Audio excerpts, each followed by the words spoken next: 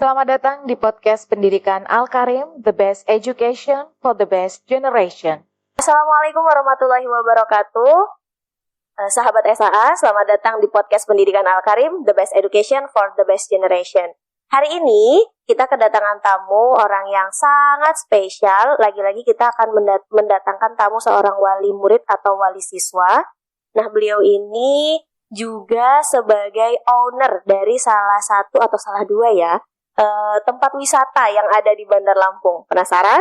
Siapakah beliau? Kita sambut Ayah Faris dan Ayah Nesha. Ya, Assalamualaikum warahmatullahi wabarakatuh. Waalaikumsalam warahmatullahi wabarakatuh. Ayah Faris, gimana kabarnya hari ini? Baik, alhamdulillah. Alhamdulillah, Masya Allah. Tetap semangat ya Ayah di masa pandemi.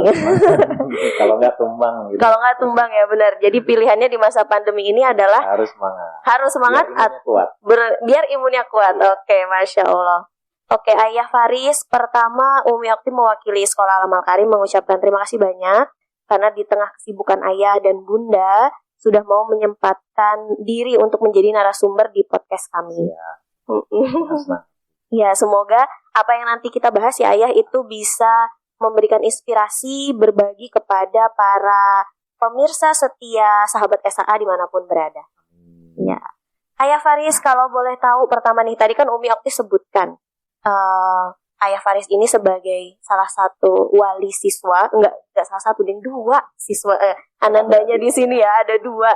Dan kemudian sebagai owner salah satu tempat wisata. Umi Okti yakin nih para sahabat SAA ini udah penasaran nih, Ayah Faris ini nama aslinya siapa, kemudian anandanya siapa aja, kelas berapa aja, dan apa sih tempat wisatanya gitu. Sambil promo nih Ayah, boleh di sini. Ya, perkenalkan nama saya Hendro Irmawan. Saya dari Muhammad Faris Al-Fatih, kelas A. Kemudian sama adiknya itu adiknya dari Fakir Al-Fatih, itu kelas 1 SD.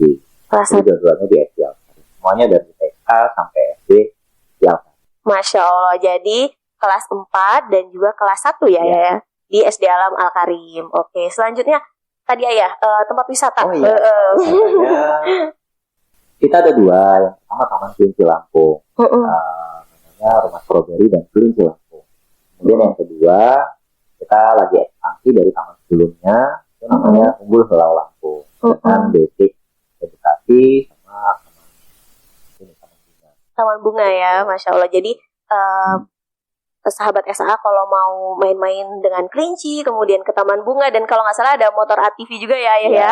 Itu bisa banget. Kita kembangin. Iya, bisa banget main-main ke Umbul Helau Lampung. Oke, Masya Allah, terima kasih Ayah. Nah, selanjutnya nih Ayah, tadi kan banyak banget tuh ya, ada sebagai ayah gitu, kemudian tadi punya owner tempat wisata. Nah, selain itu, aktivitas Ayah tuh apa aja sih kesibukannya sehari-hari? Saya cuman ngejalanin hobi. Ya, jadi kalau ngomong aktivitas dari mata melek sampai mata merem ya, kecuali tidur itu pokoknya saya kerja.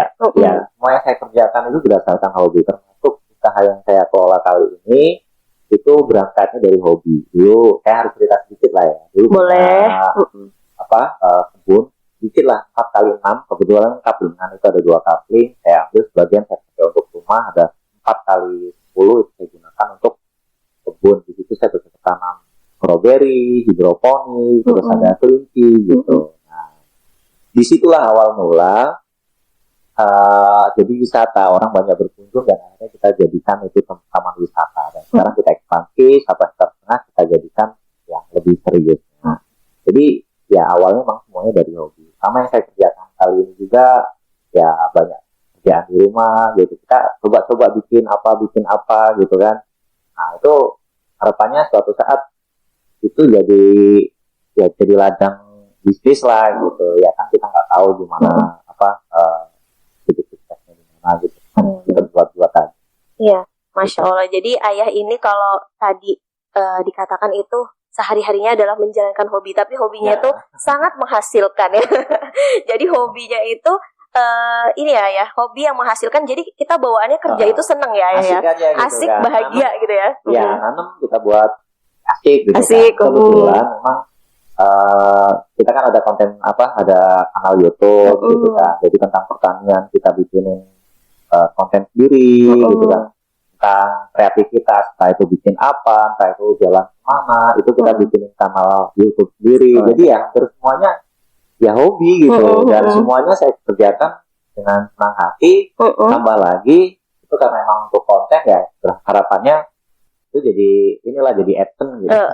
Benar, jadi ladang rezeki ya Ayah ya. Iya, Masya Allah. Ya mudah-mudahan jadi inspirasi juga untuk viewers saya di YouTube itu. Betul, sangat menginspirasi kok Ayah. Saya aja terinspirasi.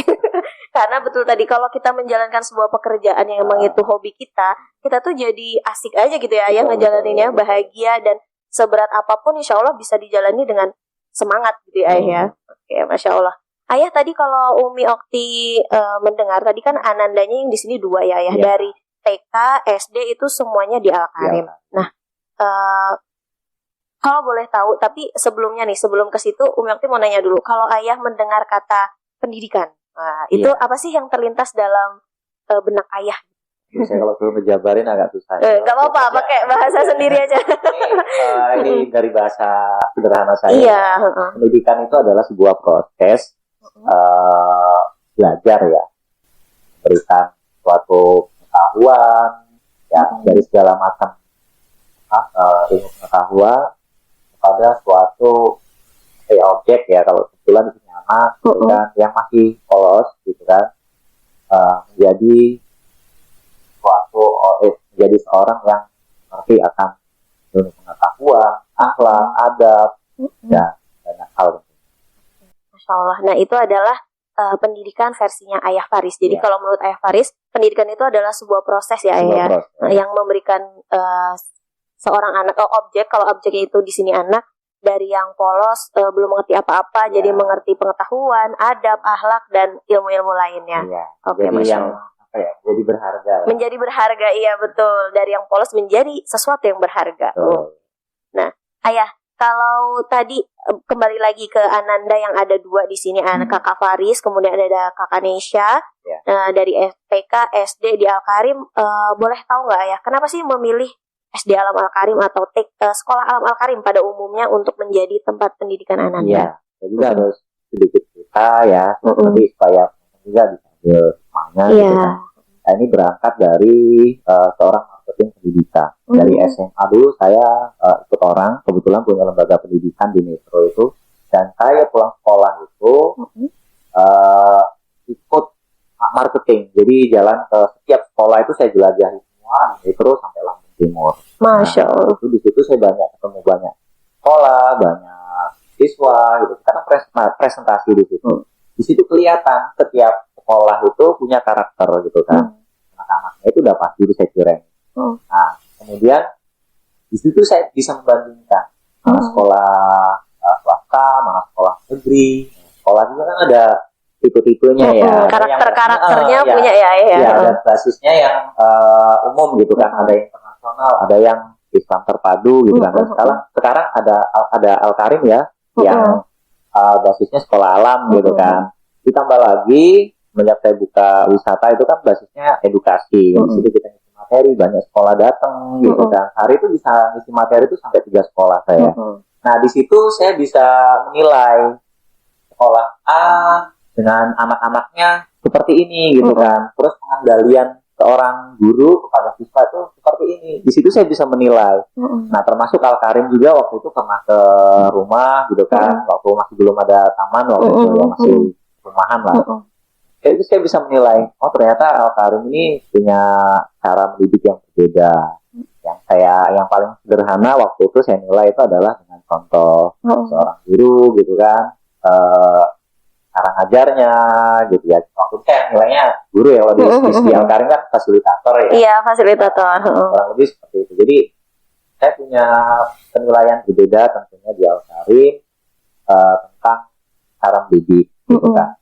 Terus anak saya terutama yang laki itu tipe anak yang susah bergaul. Waktu itu guru ngajinya aja itu tiap 3 bulan pasti nggak nerusin gitu, karena merasa nggak ada target. sementara kita ini nggak ada tuntutan apapun sebenarnya waktu itu. Nah, dari situlah saya kenal Al-Karim, sekolah ini, terus anak saya masukin di situ, gitu kan. Di situ bukan dituntut ya belajar itu harus di atas di belakang meja, baca buku, kemudian menulis hanya di kelas saja. Ya, oke, anak saya itu nggak bisa seperti itu. Kadang ikut saya ngerjain apa. Nah, ternyata anak itu senangnya ya seperti itu. Kerja itu taunya, belajar itu taunya ya dengan praktek. Dengan gitu. praktik. Praktek. Dan saya merasa anak saya ini ada yang berbeda gitu kan. Dan ketemulah di Al-Karim. Saya merasa cocok lagi. Beda dengan anak yang kedua, yang kelas APD sekarang, Indonesia, yang perempuan. Nah, itu saya rasa bisa disamakan dengan anak-anak yang lain. Gitu. Belajar, mau diajak seperti apa aja, dia bisa ngikutin. Tapi kalau untuk yang Faris, enggak. Nah, Al-Karim lah yang menurut saya cocok. Gitu. Kembali lagi, ya dari pengalaman-pengalaman gitu kan, kayak saat tadi itu marketing gitu kan di lembaga pendidikan, ternyata makin ini ya anak-anak ini kan lebih banyak di di belakang layar gadgetnya gitu kan, main sama anak dulu, main sama teman-temannya gitu kan. Terus pergaulan juga semakin kesini semakin susah terkontrol gitu kan. Nah, tambah lagi saya itu di kampung ya, kita lihat anak-anak SD itu sudah merokok, saya sangat khawatir betul.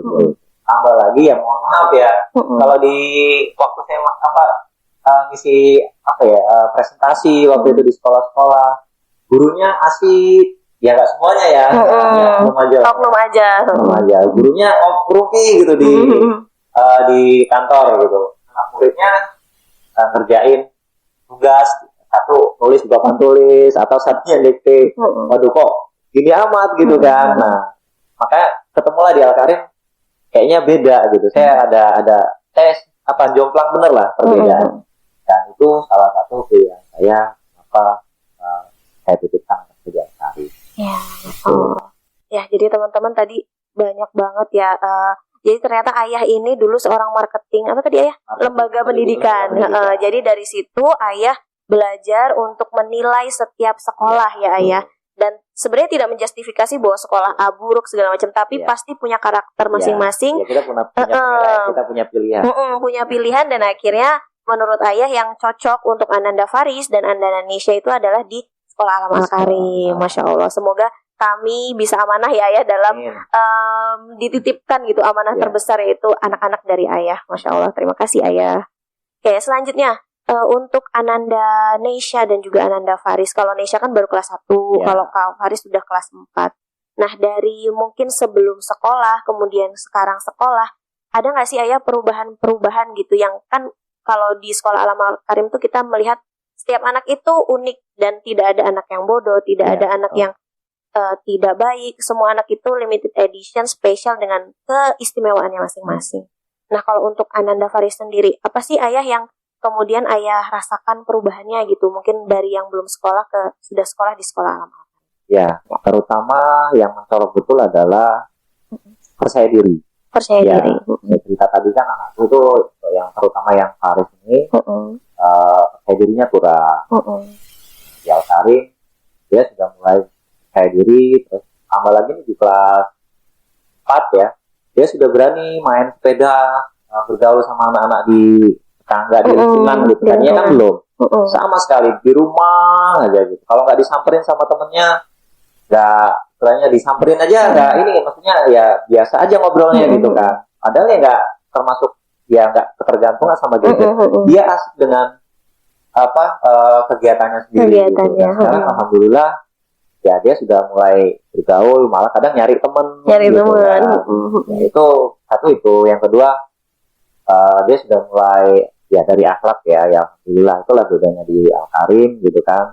Ya ada contoh gitu kan, terutama di akhlak. Terus kemudian ya ngaji gitu kan. Ya, tadinya ngaji sama di lingkungan itu kan ada guru ngaji ya, karena emang ngajinya rame-rame, paling nggak fokus gitu menurut saya, jadi nggak bisa ini juga, nggak bisa maksimal. Saya datengin guru ngaji yang memang privat, merasa nggak ada target gitu kan, jadi down juga gurunya. Down juga. Gitu, padahal sebenarnya nggak ada tuntutan. Yang pasti sekarang sudah mulai paham gitu kan, sambil kita bantu kadang ya di rumah kita ingetin walaupun nggak setiap hari, tambah lagi kita di tempat lain, alhamdulillah ya. Sebenarnya lebih ke arah agamanya sih kalau saya. Iya, Masya Allah. Dan saya yakin juga selain di sekolah, pasti di rumah juga Kakak Faris punya orang tua yang hebat sehingga bisa sekarang seperti itu. Amin ya rabbal alamin. Dan sahabat SAA, di sini ayah nggak sendirian sebenarnya, tapi ditemenin sama bunda. Tapi bundanya di sebelah sana. Nanti kita ini ya sama bunda ya. Oke, kapan-kapan bunda kita ajakin podcast juga sebagai support sistemnya ini ayah Faris nih dan ayah Neisha. Oke, di sini ayah kan tadi menjelaskan bahwa semua pekerjaan ayah itu berasal dari hobi. Ya, atau kalau sekarang kita sebutnya ayah ini adalah seorang entrepreneur ya ayah ya. Nah, tentu sibuk dan lain-lain gitu. Tapi Umi aku pengen tahu sih gimana sih cara ayah kemudian membagi waktu di antara kesibukan ayah dan bermain bersama anak gitu. Ya, bedanya saya dengan ayah-ayah di luar sana mungkin semua kegiatan yang saya lakukan itu banyak di rumah. Apalagi kayak taman gitu kan, yang saya kelola ini usaha saya emang kebetulan waktu itu kan di depan rumah. Jadi anak-anak ya pasti ketemu saya terus. Ketemu ya. Di Paris ini yang pertama memang anak yang aktif gitu, tangannya, mulutnya sih diam gitu kan, nggak ada suara atau talkless humor lah ya. Jadi terus dia ini paling suka kalau ikut sama ayahnya gitu kan. Masya Allah. Ya, saya ngapain gitu, dia kalau ya kadang kayak sering saya tegur sih. Ya bukan kadang acak-acak gitu. Tapi emang anaknya maksudnya agak ya kerasnya dalam tanda kutip ini ya, ya masuk ke arah gitu ya. Bapaknya nggak ada, tahu-tahu alatnya dimainin gitu. Itu yang suka ini ya. Tapi ya saya berpikirnya ya positif aja. Ternyata emang anak ini senangnya di sini. Dan alhamdulillah, untuk di Paris ini termasuk anak yang nggak ketergantungan lah sama gadget gitu kan. Ya kadang gadget itu justru menurutku ada sisi baiknya untuk dia. Kadang dia buka YouTube gitu. Di situ dia dapat sesuatu gitu kan, yang untuk dia praktekkan. Tahu-tahu bisa apa gitu ya. Anak sendiri ya, saya senang aja gitu kan. Ini anakku hebat gitu. Iyalah ayah kita tuh harus kayak gitu sama anak. Siapa yang mau mencintai anak kita kalau bukan kita sendiri kan? Jadi untuk waktu sama anak, insya Allah selalu ada lah. Selalu ada ya. Malam juga kita aktivitas ya ngerjain apa gitu kan. Pasti anak-anak selalu bareng sama saya. Apalagi emang kerjaannya pas saya di rumah, misal ngerjain ada desain segala macam, tapi ya anak-anak di rumah. Dan saya biasakan itu habis maghrib itu ya, biasanya habis sholat itu ada jatah kuda-kudaan kalau bebean itu wajib itu. Masya Allah. Tagih itu, iya benar itu. Ya jadi ya saya berpikir kapan lagi waktunya gitu kalau nggak masa-masa kecil mereka. Nanti anak-anak udah kelas 6 SD atau udah SMP nggak mungkin ya untuk nggak mau lagi kayaknya. Biasanya kelas 4 SD pas begitu naik di pundak tuh ya Allah berat. Masya Allah. Jadi kalau untuk ayah Faris dan bunda nih, insya Allah waktu selalu ada untuk anak ya ayah ya. Selalu kita ada. Selalu bersama kemanapun kita pergi camping gitu. Biasanya selalu bareng anak-anak. Iya, Umi Akti suka lihat kok kadang itu di SW gitu ya, ngelihat bunda sama ayah kalau weekend itu ke gunung gitu, abis itu ke sungai, pokoknya alam banget deh ya. Cara kita menikmati hidup. Menikmati hidup ya. Kita quality time, ica-icanya ya. Alam kita ya. Pokoknya dalam satu minggu itu kita pasti jalan. Walaupun nggak selalu camping ya, kan sungai gitu, kita jalan naik motor sama anak gitu. Ya itulah cara kami menikmati hidup, cara kami bersama, cara kami menikmati saat-saat indahnya si anak itu. Masya Allah, tadi Umi Akti dapat satu poin tuh, quality time sama keluarga ya ayah ya. Jadi caranya beda-beda. Setiap keluarga pasti punya kesenangannya masing-masing. Iya. Dan kalau ayah Faris dan juga keluarga itu lebih menikmatinya dengan cara camping ya ayah ya, kemudian ke alam gitu, ke sungai gitu, Iya. Masya Allah Karena bersama di situ anak-anak. ada satu hikmah yang saya ambil ya. Ketika kita ke alam itu biasanya ada sinyal. Di saat itulah kita menikmati kebersamaan. Kita makan bareng, nggak ada ART kan di situ kan.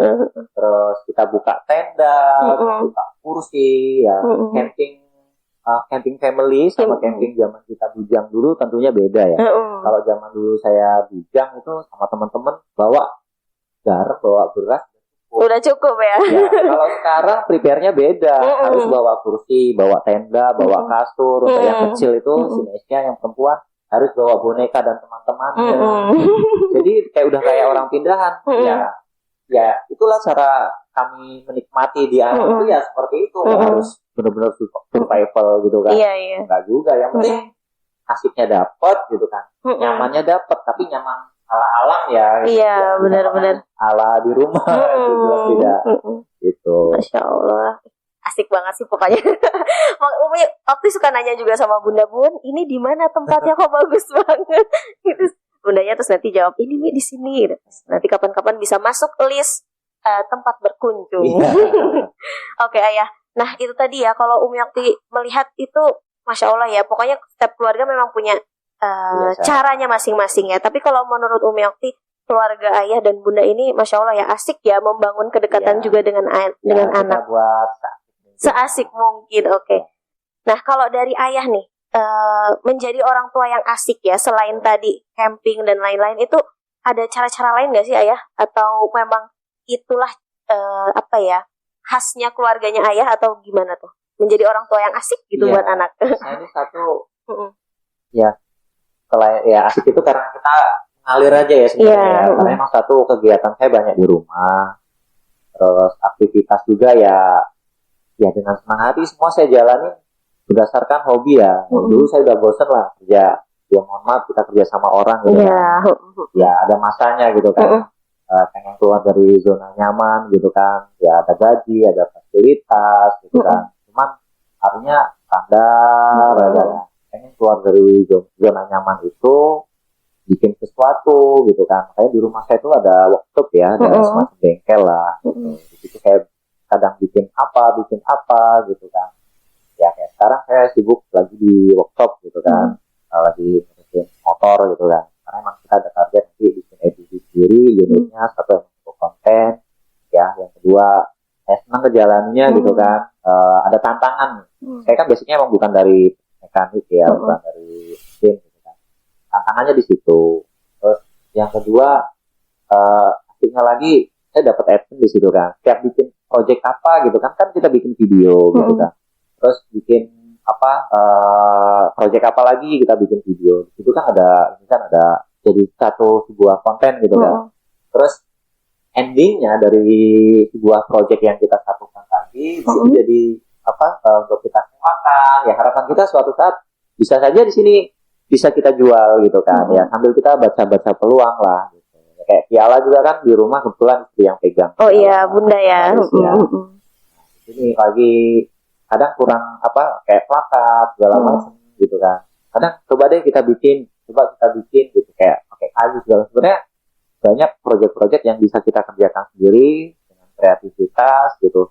Dan itu menurutku ya tantangan gitu. Jadi ya lebih banyak di rumah, lebih banyak bareng sama anak. Kalau dibilang cara asiknya seperti apa, ya semua menurutku ya mengalir gitu.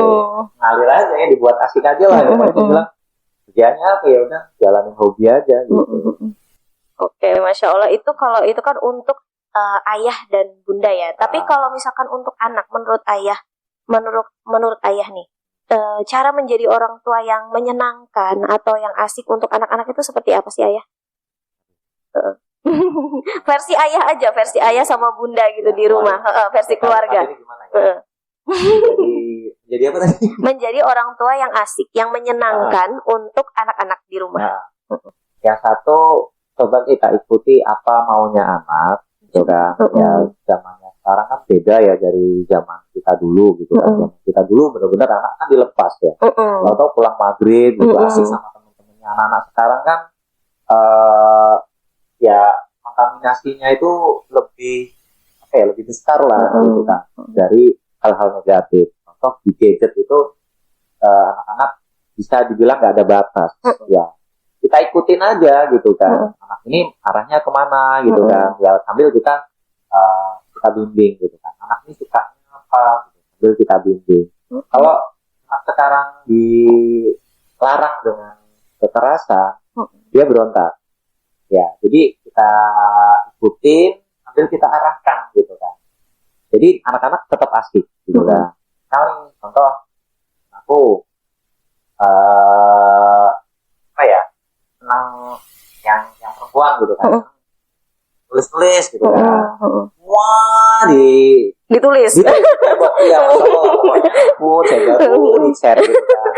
Ditulisin gitu kan. Ya udah ikutin aja gitu kan. Malah kita support gitu kan. Kita beliin alat was itu alat lukis gitu ya. Ala anak lah biarin aja lah gitu kan. Yang penting dia seneng gitu kan, dia asik tuh. Tapi kita kasih meja gitu kan. Nah, yang bikin seneng lagi apa? Mejanya atau alat lukisnya itu buatan dari ayahnya. Masya Allah. Kita janjiin nih, jangan nulis lagi di tembok ya nak, gitu kan. Nanti aku buatin ininya gitu kan. Media lukisnya. Jadi dia antusias gitu kan. Jadi yang saya tangkap asik nih anak kan. Ya, sama si Faris juga seperti itu. Minta beli HT gitu kan. Ya kan juga ikut touring nih sama teman-teman saya gitu kan. Ada beberapa mobil, dia lihat kayaknya asik gitu kan. Minta beli HT. Nanti kita touring berdua gitu kan. Untuk yang Faris kan emang bisa bawa ETV sendiri dia. Kadang saya ajakin jalan kemana gitu dia udah bawa ETV sendiri. Nanti kita beli HT dia, nanti kita touring berdua. Ya udah begitu. Jadi ya kita arahin aja, tapi ya tetap kita ikutin yang dia mau, tapi dia tetap diarahkan, dibimbing, tapi dia tetap nyaman ya ayah ya. Kita beli HT untuk apa beli HT kan, gitu kan. Terus kita apa gitu ya sebenarnya untuk apa ya? Udah kita ikutin aja gitu. Tapi dengan cara kita. Dengan cara dibimbing, Masya Allah. Kalau Umi Okti boleh menyimpulkan ya ayah, tadi itu adalah yang pertama mendidik anak sesuai zamannya ya ayah. Iya, betul. Ya, karena memang kita nggak bisa memaksa. Zaman kita dulu kita nggak boleh ini, langsung kita berhenti ya ayah ya. Tapi kalau anak sekarang berontak, bisa-bisa kabur dari rumah ya. Nah, tapi kalau ayah di sini mendidik anak sesuai zamannya, kemudian mengikuti apa maunya, tapi tetap dibimbing. Nah, dengan dibimbing dan kemudian diberikan pengertian, baru nanti anak akan bisa menyimpulkan ya ayah ya, bahwa oh tadi seperti Nesya nyoret-nyoret di dinding, oh ini ternyata nggak bagus, ternyata sama ayah dikasih tempat media sendiri. Nah akhirnya dia mengerti deh kalau nyoret-nyoret itu di media yang sudah ayah buatkan. Walaupun masih juga ya gitu, Masya Allah. Dan kemudian Faris ditanya ya ayah ya, kenapa beli ini, tapi tetap dalam bimbingannya ayah ya, Masya Allah. Dan ayah dan bunda tentunya. Memang mungkin kita bukan maestro dalam parenting, tapi saya yakin bahwa setiap keluarga itu punya sesuatu hal inspirasi yang bisa dibagi ke orang lain, yang insya Allah kalau ada orang satu aja yang nangkap dan kemudian menerapkan dan itu baik gitu ya, dan kemudian membawa kebaikan untuk keluarga mereka, tolong menjadi amal buat kita ya ayah ya. Nah saya ingin ayah memberikan pesan nih untuk seluruh keluarga di Indonesia atau ayah-ayah di luar sana gitu. Pesan dari ayah Faris untuk ayah-ayah di Indonesia atau sahabat-sahabat SA. Masa-masa ke anak itu untuk selalu bersama. Ya karena waktu itu nggak akan terulang. Waktu masa si anak dia manja, terus dia pengen disayang sama ayahnya, disayang sama, kalau ibunya udah pasti ya disayang sama ayahnya. Biasanya kan ayahnya banyak kerja ya, disayang sama ayahnya, terus nggak gurau, itu nggak akan terulang sampai kapanpun. Ya, jadi akan waktu emas itu maksimal mungkin ya, seperti yang saya lakukan tadi tiap minggu camping juga ya, itu salah satu usaha saya untuk menikmati masa-masa karena suatu saat ketika anak-anak itu sudah menikah, disitulah penyesalan kita. Kadang saya merenung ya, kalau anak-anak itu nanti sudah gede gitu, kayaknya udah sepi gitu. Makanya kadang namanya Faris ya, yuk kita nambahin bangunan, atau segala macam dari rumah. Nanti kalau anak sudah gede, kita sudah jadi sepi gitu. Ya untuk apa juga? Makanya saya kadang ya suka ingat itu, dibanding ingat masa yang akan datang gitu. Jadi intinya manfaatkan masa emas anak itu dengan semaksimal mungkin. Karena waktu itu masih bentar. Iya, dan tidak akan terulang. Oke, Masya Allah. Terima kasih banyak ya Ayah Faris dan juga Bunda yang sudah mendampingi hari ini dan juga sudah menjadi narasumber untuk kami. Semoga apa yang kita sampaikan hari ini itu bisa bermanfaat, bisa menginspirasi untuk orang lain. Amin ya rabbal alamin. Oke, sekali lagi terima kasih dan sahabat SAA, sampai di sini dulu perjumpaan kita. Dan kita akhiri ya Ayah ya, berdua ya, boleh? Assalamualaikum warahmatullahi wabarakatuh.